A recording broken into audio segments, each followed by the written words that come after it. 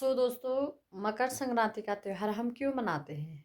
जैसा कि हमने अपने बचपन में सुना था और अपनी दादी लोगों से, अपनी नानी लोगों से सुना था कि दोस्तों, मुझे बहुत ज़्यादा डिटेल तो पता नहीं है कि क्यों मनाया जाता है मकर संक्रांति का त्योहार। हाँ, जब हम कभी अपनी नानी से या अपनी दादी के साथ बैठते थे तो वो लोग बताते थे कि पहले के ज़माने में चंद राजा लोग हुआ करते थे और चंद राजा की कोई संतान नहीं थी।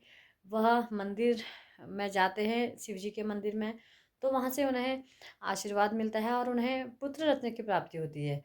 और उस पुत्र का नाम राजा प्यार से घुघुती रखते हैं। और लेकिन वह पुत्र राजा और रानी का बहुत जिद्दी होता है।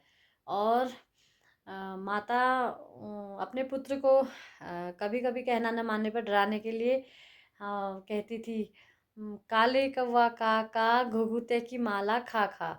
तो इसका अर्थ है राजा ने अपने पुत्र के गले में एक बहुत सुंदर सा माला बनाई थी और मोती की माला पहनाई हुई थी।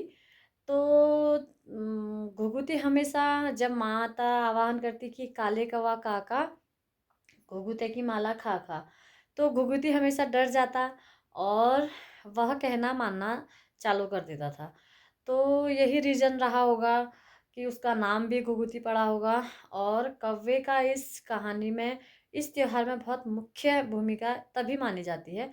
और फिर राजा का पुत्र हमेशा कुछ भी अच्छा सा भोजन बनता था या कुछ भी घर में कोई वो होता था तो वो हमेशा कौवे को आह्वान करता था और हमेशा सारे कौवे उसके पास आ जाते थे और उसका बनाया हुआ भोजन खाते थे। तो घुघुती और कौवे की बहुत अच्छी सी दोस्ती हो गई थी। इसके बाद उस राजा के शासनकाल में राजा का एक मंत्री था और मंत्री हमेशा यही चाहता था कि राजा के मरने के बाद मैं राजगद्दी संभालूं और मैं इस राज्य का राजा बनूं।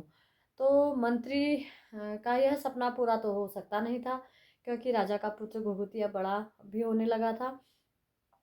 जैसे जैसे घुघुती बड़ा हो रहा था तो राजा के मंत्री को मन में हमेशा शंका बनी थी कि मैं कैसे राजा के पुत्र की हत्या करूं और कैसे अपने रास्ते से इसे हटाऊं। तो राजा के मंत्री ने एक योजना बनाई और राजा के उस मंत्री ने घुघुती को बहुत दूर जंगल में ले गया और वहाँ उसे मारने की योजना बनाई। इतने में ही घुघुती ने आवाहन किया, काले कौवा काका घुघुते की माला खा खा। तो घुघुती और कौवे की जो बहुत गहरी दोस्ती थी, सारे कौवे, जंगल में जितने कौवे होते हैं वो आवाज़ सुन के आ जाते हैं। तो घुघुती की जोर जोर से चिल्लाने की आवाज़ सारे कौवाओं तक चली जाती है और जंगल के जितने भी कौवे होते हैं वह राजा के उस मंत्री को घेर लेते हैं और कौवे समझ जाते हैं कि घुघुती किसी बड़ी मुसीबत में है।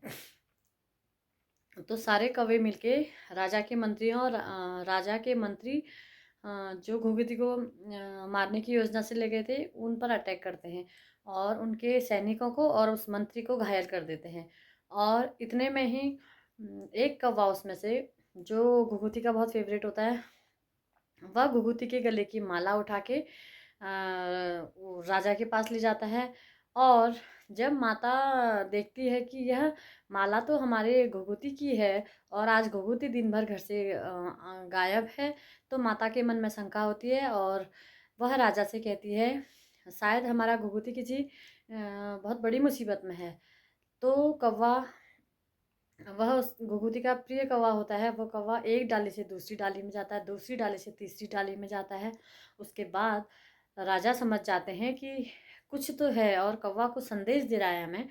तो वह भी अपनी सेना को लेके कौवा के पीछे पीछे जाते हैं और देखते हैं क्या कि जंगल में उनका बेटा घुघुती जमीन में सोया पड़ा है, बेसुध पड़ा है। और वह तुरंत घुघुती को गोदी में उठा के महल भेजते हैं और उसके बाद अपने सैनिकों को, जिस सैनिक ने राजा के साथ गद्दारी की थी उसे फांसी की सज़ा देते हैं और मृत्युदंड देते हैं।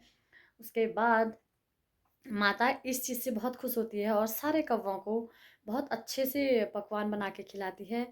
और पुरानी कथाओं में भी यही प्रचलन है कि उसी दिन से कौवे का बहुत त्योहार माना भी जाता है और माता ने पूरे राज्य में जितने भी कौवे थे उनके लिए बहुत अच्छे अच्छे पकवान बनाए, अच्छे अच्छे भोजन बनाए और संक्रांत के दिन सारे कौवों को सुबह बुलाती है।